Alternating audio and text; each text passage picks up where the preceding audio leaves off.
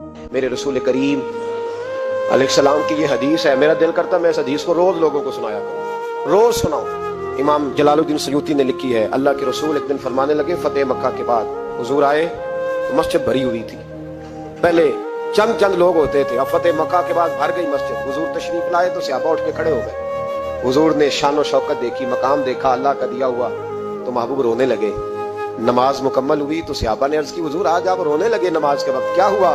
تو محبوب فرمانے لگے مجھے میرے ماں باپ کی یاد آ گئی۔ ایک حدیث میں صرف اماں کے لفظ ہیں، ایک جگہ فرمایا مجھے اپنے، اور فرمایا میرا دل کرتا تھا کاش آج وہ دونوں یا دونوں میں سے ایک ہی موجود ہوتا۔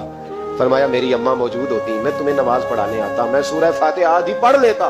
الحاوی للفتاوی میں امام سیوطی علیہ الرحمہ نے لکھا ہے، فرمایا میں آدھی سورۃ فاتحہ پڑھ لیتا، میری اماں کو کوئی کام یاد آتا، میری ماں آمنہ حجرے کا پردہ سرکا کے کہتی بیٹا محمد میری بات تو سننا، تو نبی پاک فرماتے ہیں اللہ کی عزت کی